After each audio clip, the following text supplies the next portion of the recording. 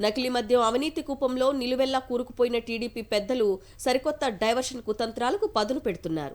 బరితెగించి నకిలీ మద్యం దందాకు పాల్పడిన వారే ఆ బురదను అందరికీ అంటించే కుట్రలు పన్నుతున్నారు. అందుకోసం టీడీపీ పెద్దల డైరెక్షన్లో చిత్రీకరించిన పొలిటికల్ సోషియో ఫ్యాంటసీ కుట్ర ఇప్పటికే బెడిసి కొట్టింది. నకిలీ మద్యంపై మాజీ మంత్రి వైఎస్ఆర్సీపీ నేత జోగి రమేష్ పై దుష్ప్రచారం చేసేందుకు టీడీపీ పన్నిన కుతంత్రం ఫలించలేదు. దీంతో మరోసారి టీడీపీ వీర విధేయ సిట్ను రంగంలోకి దించి తాజాగా వైఎస్ఆర్సీపీ ఎంపీ మిథున్ రెడ్డి నివాసం, కార్యాలయాల్లో సోదాల పేరిట హడావిడి చేయించారు. టీడీపీ సిండికేట్ కల్తీ మద్యం మాఫియా బాగోతం నుంచి ప్రజల దృష్టిని మరలించేందుకు ఈ చౌకబారు ఎత్తుగడ వేసినట్లుగా స్పష్టమవుతోంది. తంబళ్లపల్లె టీడీపీ ఇన్ఛార్జ్ జయచంద్రారెడ్డి ద్వారా వైఎస్ఆర్సీపీ నేత పెద్దిరెడ్డి ఇదంతా చేయించారంటూ తొలుత ఎల్లో మీడియా రంకెలేసింది. అయితే తమ దాడులతోనే నకిలీ మద్యం రాకెట్ బయటపడిందని సీఎం చంద్రబాబు స్వయంగా ప్రకటించారు. ఇక ఇప్పుడు వైఎస్ఆర్సీపీ నేత జోగి రమేష్ ఇదంతా చేయించారంటూ జనార్దన్ రావుతో ప్రభుత్వ పెద్దలు చిలుకులు పలుకులు వల్లెవేయించారు. నిజానికి పోలీసులు కోర్టుకు సమర్పించిన రిమాండ్ రిపోర్ట్లో జోగి రమేష్ పేరు ఎక్కడా లేదు. మరి 24 గంటల తర్వాత జోగి రమేష్ పేరు చెబుతూ జనార్దన్ రావు వీడియో బయటకు రావడం వెనుక లోగుట్టు ఏంటి?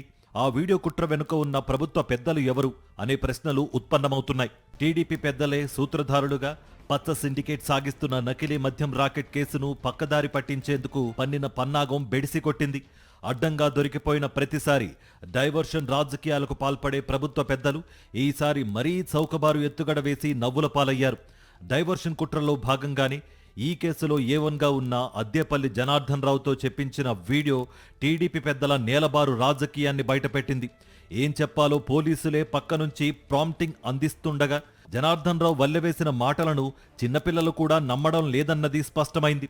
ఎల్లో మీడియా ద్వారా విడుదల చేసిన వీడియో డ్రామా టీడీపీ పెద్దల దిగజారుడుతనాన్ని బయటపెట్టింది. పోలీసుల అదుపులో ఉన్న నిందితుడు జనార్దన్ రావుతో నిబంధనలకు విరుద్ధంగా వీడియో రికార్డ్ చేయించి విడుదల చేశారన్నది నిగ్గుతేలింది. అంతేకాదు ములకల చెరువులో బయటపడిన నకిలీ మద్యం మాఫియా రాష్ట్రమంతటా విస్తరించిందన్నది తేటతెల్లమైంది.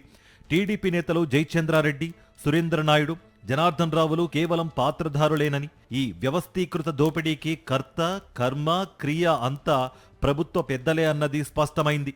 నకిలీ మద్యం కేసులో A1 Janardhan Rao video drama episode బెడిసి కొట్టడంతో ప్రభుత్వ పెద్దలు వెంటనే మరో కుట్రకు పదును పెట్టారు. ఏడాదికి పైగా రెడ్ బుక్ రాజ్యాంగ కుట్రలు అమలు చేస్తున్న తన సిట్ను రంగంలోకి దింపారు. వీడియో డ్రామా ద్వారా జోగి రమేష్ను లక్ష్యంగా చేసుకుని భంగపడ్డ టీడీపీ పెద్దలు ఈసారి సిట్ ద్వారా వైఎస్ఆర్సీపీ ఎంపీ మిథున్ రెడ్డిపై గురిపెట్టారు. ఐక్యరాజ్య సమితి సదస్సులో పాల్గొనే భారత పార్లమెంటరీ బృందంలో సభ్యునిగా మిథున్ రెడ్డి అమెరికాలో పర్యటించేందుకు అనుమతి కోరుతూ న్యాయస్థానంలో దాఖలు చేసిన పిటిషన్ విచారణకు రానున్న తరుణంలో డైవర్షన్తో మరోసారి కుట్రలకు తెరతీశారు.